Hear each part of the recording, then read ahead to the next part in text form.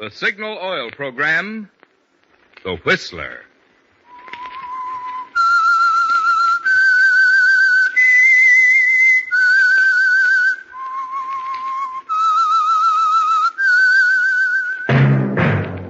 That whistle is your signal for the Signal Oil program, The Whistler.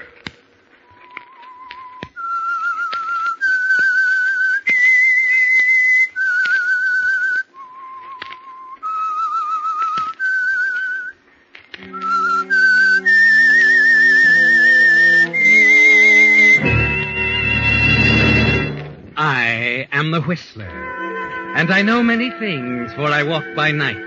I know many strange tales hidden in the hearts of men and women who have stepped into the shadows. Yes, I know the nameless terrors of which they dare not speak.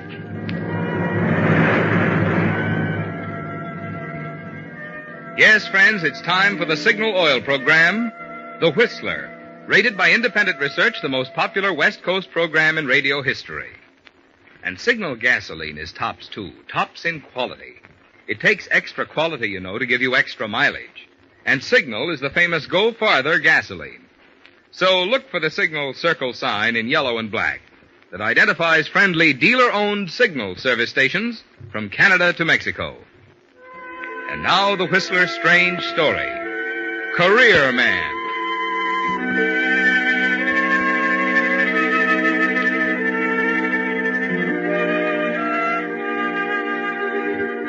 Charles Conley was in great form. He knew as he spoke that his words were making an impression on the 20 important businessmen seated around the long oaken table in the conference room.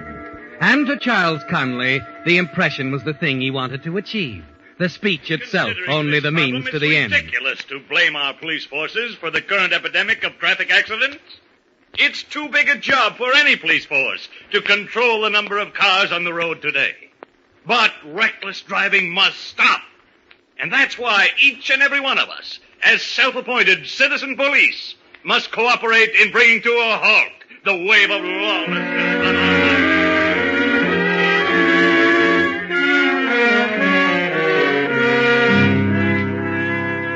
20 important men, Charles. 20 business leaders. And you're making the most of a heaven-sent opportunity to impress them. And when it's over, the applause tells you that the message struck home, right down to the last hypocritical word. Thank you a lot. By George, Charles, you certainly told us. Thank you, Mr. Frazier. And I'm going to tell that boss of yours. He should have been here tonight. He ought to know what kind of a man he has in his organization. Well, that's very kind of you, Mr. Frazier. Very kind. Well, not at all. You deserve something for these ideas of yours. I'm going to talk to him tomorrow.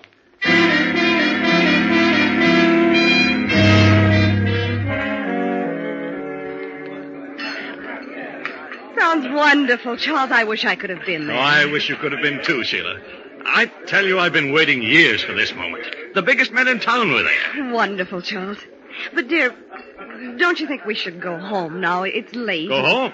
In the middle of our celebration? We're going to have another drink. No, I don't care for Harry, you're neglecting us. Be right there, Mr. Conley. Please, Charles, you've had enough. Now, don't be foolish. Oh, sweet little Sheila. Always worrying. It was the same when I got mixed up in that trial last year against Barney Cole. You thought I was foolish then, too. I didn't want anything to happen to you, that's all. I wouldn't testify against anyone unless I was Barney very Cole sure. was no good, Sheila. He deserved what he got. And Yes, I know, Charles. And you moved forward another step in your career. Now, don't spoil it, Sheila. You should have been there tonight and heard my speech. Nothing can stop me now. Oh, I wish you weren't counting on that promotion so much. I'd hate to see you disappointed. Oh, not a chance. They liked me, Sheila. Everybody there. When it gets back to the company, I'm a cinch for a vice presidency. But- Yes, Mr. Conley? Oh, two more of the same, Harry. No, we're leaving. Now, wait a minute. The storm's much worse than it was, Mr. Conley, if you ask me. Nobody's asking you. I know my capacity. But, Charles, we've such a long drive. Lots of cops out tonight, Mr. Conley. What is this, a conspiracy? I said I wanted a drink. Mrs. Conley's in such a hurry, she can go home alone. No. Bring him whatever he wants, Harry. I'll wait.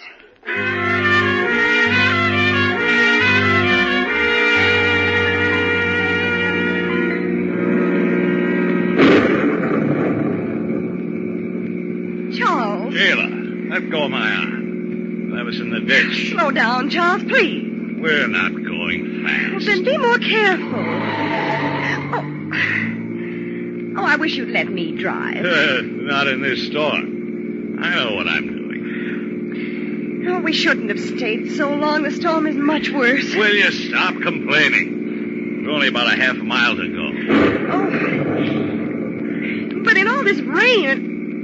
Charles, you've got to slow down. I can't... Charles, look out. What are you doing? There's a man on the road. You're going to hit him.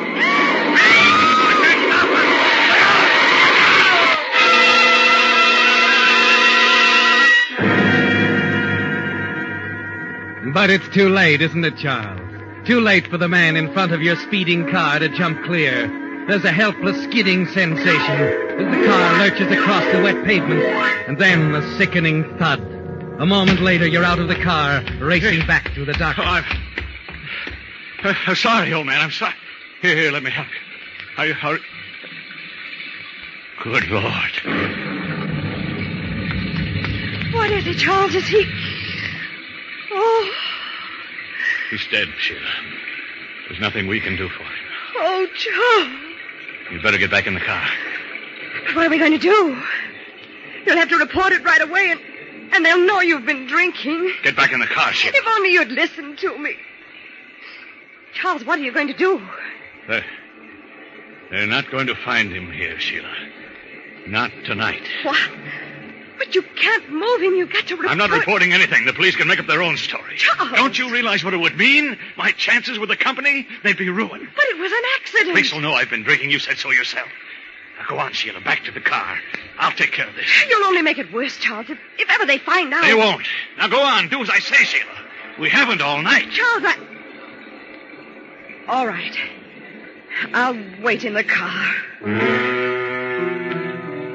You watch uncertainly as Sheila turns, starts back through the rain to the car.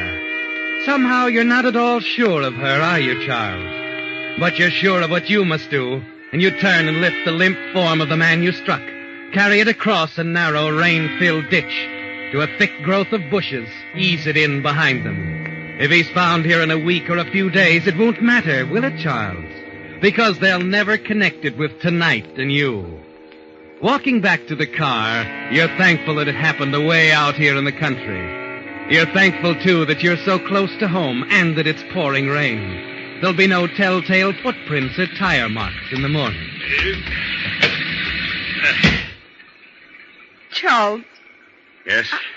I'm afraid we're doing wrong, Charles. Forget it, Sheila. It's all over.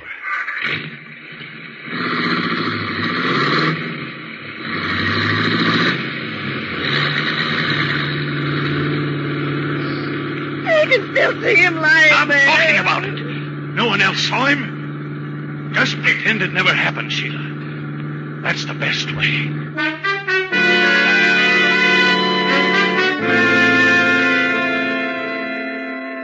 It's easy to say, isn't it, Charles, that it never happened. But it did happen. And you can't shut it out of your mind when you and Sheila reach home.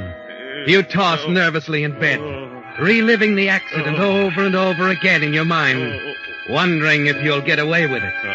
Wondering if Sheila is going to be a problem. She didn't say much, did she, Charles? You wish you could see if she's lying awake now, thinking the kind of thoughts that you're thinking. Wild, turbulent thoughts, like the storm that continues to rage all night long.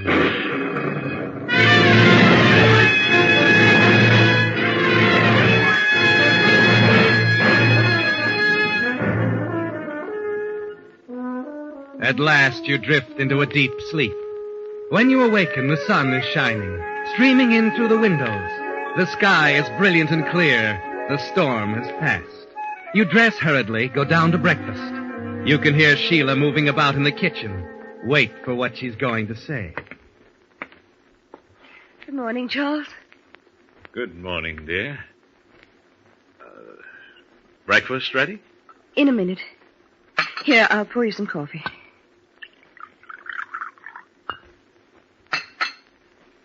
Charles, in case you've been wondering about what stand I'm going to take, You know that I love you very much. Well, of course I know. So that's all there is to it, Charles. You needn't worry about anything. Not ever. I think my mind has been made up for a long time. Sheila. You don't understand. It's just that I had dreams once, Charles. About what we were going to do. Where we were going. Together. And don't you worry about us. We're still going places. Yes, Charles. Wherever you want us to go. It isn't just me. It's all right, dear, really. It's been all right for a long time, but I guess I only became aware of it last night. You're not unhappy. I'm your wife, Charles. I want to be with you and help you. Oh, Sheila, you're wonderful. You know, I was nervous about you for a while. You can forget it now. I know. Well, let's have breakfast. Nothing like... Well, company. Charles, you don't suppose...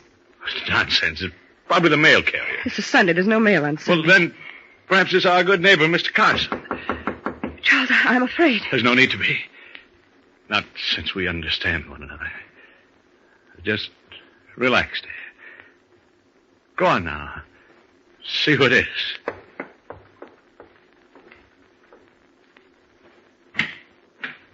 Yes? Mrs. Conley? That's right. Who is it, darling?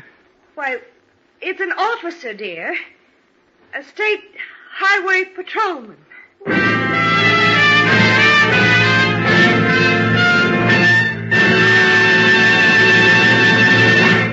With the prologue of Career Man, the Signal Oil Company is bringing you another strange story by The Whistler. But first, some facts for drivers about an item for which you spend about $100 a year, gasoline. To make sure you're choosing for your car the gasoline that's tops in quality, there are just two things to remember. One, in gasoline it takes extra quality to go farther. And two, Signal is the famous Go Farther gasoline. Yes, it's a fact. Mileage is the best yardstick of gasoline quality. And I'll tell you why. There's only one way any gasoline can put superior performance and extra driving pleasure into your car. And that's by helping your motor run more efficiently. And when your motor runs more efficiently, naturally you see proof of it on your speedometer in mileage. The very thing Signal gasoline is famous for. So there you have it. The reason we're so proud of Signal's good mileage, which has made Signal gasoline known from Canada to Mexico as the Go Farther gasoline. And the reason we say, to be sure of the tops in gasoline quality, there are just two things to remember. One, in gasoline, it takes extra quality to go farther. And two, Signal is the famous Go Farther gasoline. Now, back to the Whistler.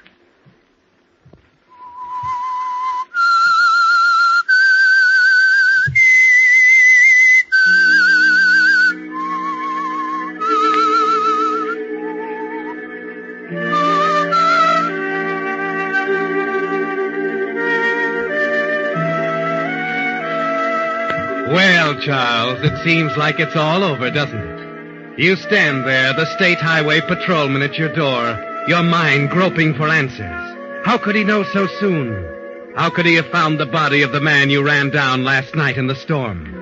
It doesn't seem possible, does it, Charles? And yet the patrolman is here, and you can't think of a single other reason that would bring him to your door. I wonder if I could step inside, Mrs. Conley? Yes, of course. As Sheila lets him in, you can only think of one thing, Charles, your career, and how it's about to be destroyed. You'll never get that promotion now, will you?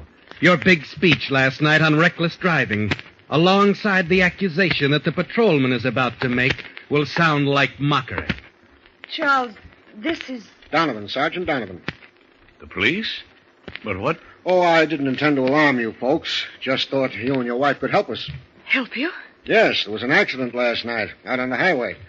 A man was run over and killed. An accident? We didn't hear anything. Well, with the storm and all, it's quite possible you didn't. Were you folks in all evening? No, we weren't. I made a speech on safety at a conference in town. Mrs. Conley met me afterwards, and we drove home. I see. You didn't notice anything unusual? Pass anyone on the highway, perhaps? No. It was raining so hard, officer. Charles had to drive so slowly and carefully that... Yes, I understand. Did they identify the man? Yes. His name was John Martin. You didn't know him, did you? John Martin? No. We thought he might have been visiting someone in the neighborhood. We're checking every place along the road. I see. Well, sorry to bother you folks. Well, I'm sorry we can't help. Thanks, Mr. Conley.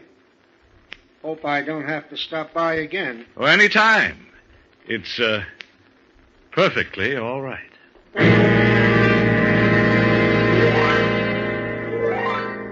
As suddenly as the state policeman came, he's gone. And a surge of relief sweeps over you.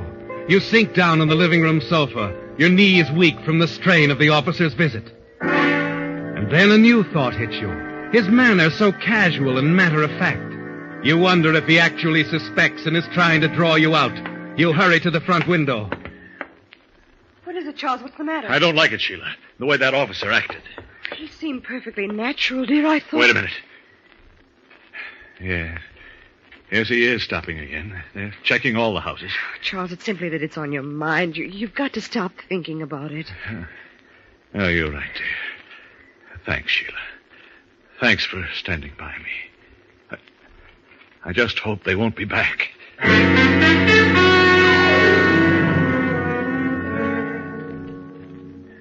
It's only 10 o'clock. Can't we go for a drive or something? All right, Charles. I'll get my coat. I can't stand being cooped up in this house any longer. Sheila. What is it? They're back. Look, another patrol car. What does it mean? I was right. They do suspect something. They're trying to break us down. Charles, they wouldn't do that. We can't admit anything, no matter what happens. Remember that, Sheila. If you still want to go out, we could take the back road. No, we'll keep the car in the garage. There might have been tire marks or something. In all that rain. I don't want to take a chance. We got to stay here, Sheila. Act as if nothing is wrong. It's the only thing to do now.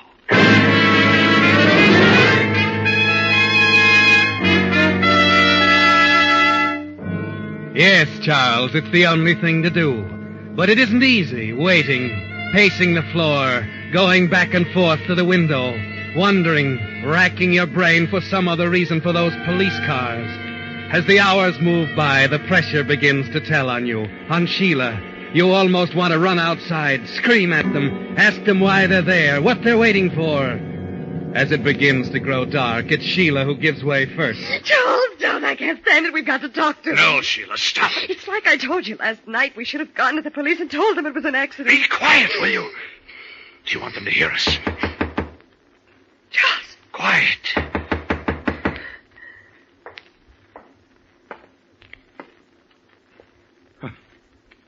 Oh, we're all unnerved, Sheila. It's only Frank Williams. The hired man at the Carson place. That's right. I'll let him in. Well, good evening, Frank. Evening, Mr. Conley. Oh, come in, Frank. Don't stand outside. Oh, hello, Mrs. Conley. Oh, thank you. I will step in for a minute or two. Was there something special you wanted, Frank? Anything wrong at the Carsons? Oh, no, Mrs. Conley. Things are fine over there. All right if I sit down, I suppose.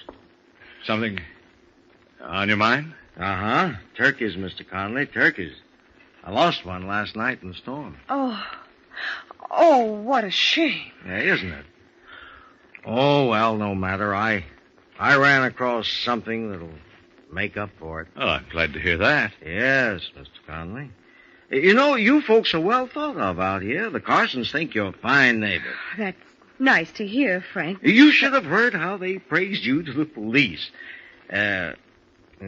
Suppose they dropped in on you?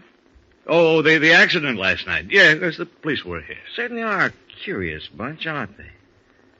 I hate to let them go on wasting their time. I don't understand. All right, Mr. Conley, I'll make the picture clear for you, and I'll get right to the point. I dropped by to ask you for $5,000. Charles, have you any idea what he means? And, just what am I buying, Frank? Well, Oh, let's say a turkey, Mr. Connolly. The one that got away last night. It got hit on the road. But it wasn't the only thing that got hit. You were... Oh, yeah. I was out there looking around at the time. Charles. Oh, poor Mr. Martin. You know, it's a shame. It was an accident. Can you understand that? Of course it was. Only you didn't leave it there. I couldn't afford to. Your position? Oh, certainly, Mr. Connolly. That's what made me think that you'd understand my position, losing that turkey. I thought that we could be neighborly about the whole thing, you know, helpful to one another, you see. Mr. Carson will take the turkey out of my salary. But this is blackmail. You can't get away with it. If I can't, then Mr. Connolly can't get away with hit-and-run driving. Why, you... Charles, don't. Your telephone, Mr. Connolly. You better answer it. Oh, just be a minute. I'll be right here, Mr. Connolly.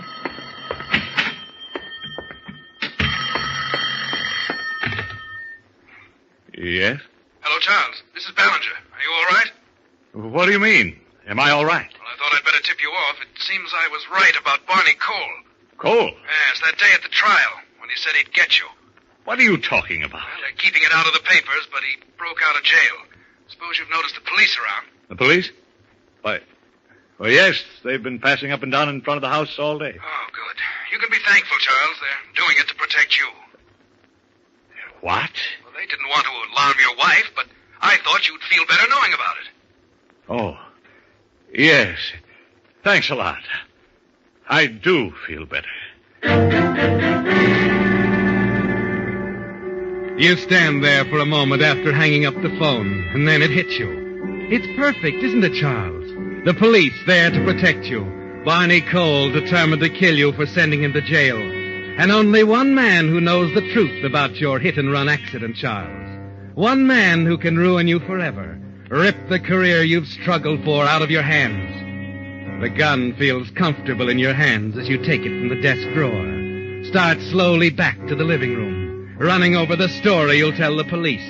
The unguarded back road. Barney Cole approaching the house unseen in the darkness, bent only on vengeance. It all fits, doesn't it, Charles? And as you walk back into the room, the gun carefully concealed in one hand at your side, you know exactly what to do.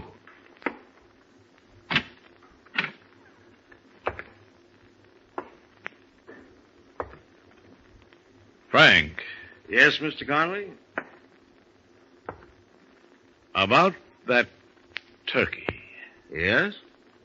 You said $5,000? Well, seems a fair enough price to me. And, if I decide not to buy? Well, in that case, it's up to us public-spirited citizens to see that things like this are reported. We've all got to do our duty, you know. Yes, I know. Only you're a little late, Frank. Look at the window. The window? Well, I don't see it. It's our only way out, Sheila. Now listen to me. We haven't much time.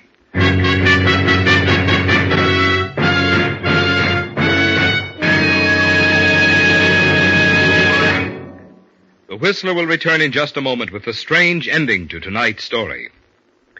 Meantime, in place of the message about Signal gasoline usually heard at this point, Signal Oil Company has asked me to devote this time to a chat with you about the Community Chest Drive. Well, frankly, I'm sure there's very little that needs saying. Everyone benefits from the Community Chest. Almost 1 out of every 2 families directly, the rest of us indirectly through better community conditions. Community Chest services include clinics, hospitals, maternity homes, and day nurseries. Children's Aid, Boy and Girl Scouts, Campfire Girls, the YMCA and YWCA. Also, aid to the handicapped, Home for the Aged, the Salvation Army, countless other worthy institutions too numerous to mention here. And who pays for all these services? Everyone who is fortunate enough to have a penny or a dime or a dollar to spare for those who are less fortunate. And you know, there's a wonderful thing about money that you share in this way. Money you spend on yourself brings happiness to only one person. But money that you share with the needy brings happiness to so many. including yourself. And now back to the Whistler.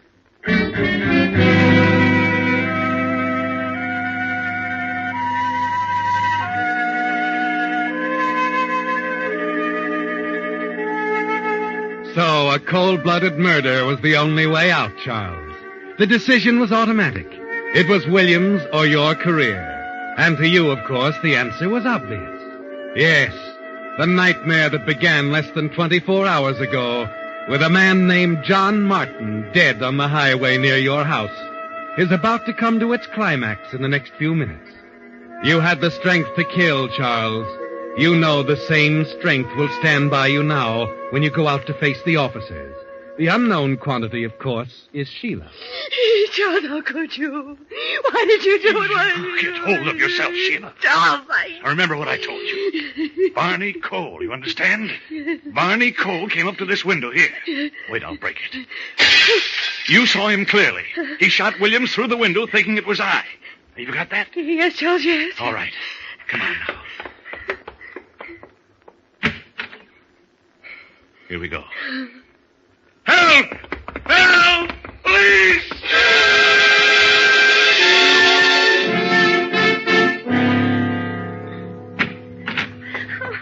Here we are, officer. Oh, thank heaven you were out there. There he is, officer. Yeah, he's dead, all right. Shot in the back. You say you Sheila saw him. I was just coming in from the kitchen. Yes, I recognized him, officer. I tried to warn Mr. Williams, but it was too late. He raised his gun and fired. It was Barney Cole, the man... Barney Cole? He must have escaped from prison. I got a fair look at him, too, officer. I'd know him anywhere. Are you sure? Positive.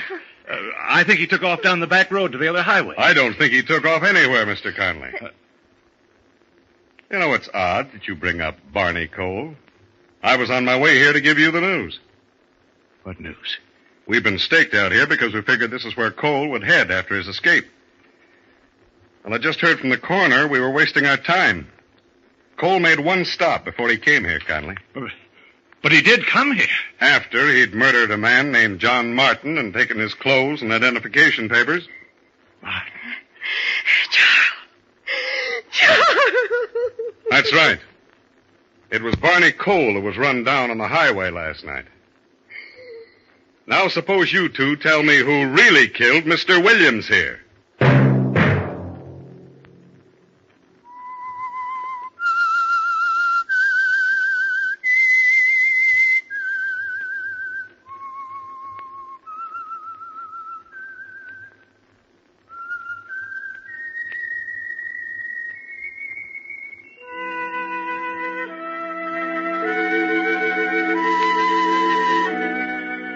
Let that whistle be your signal for the Signal Oil program, The Whistler, each Wednesday at this same time. Brought to you by the Signal Oil Company, marketers of Signal gasoline and motor oil, and fine quality automotive accessories.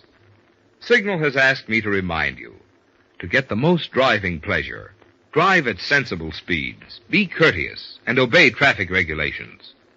It may save a life, possibly your own.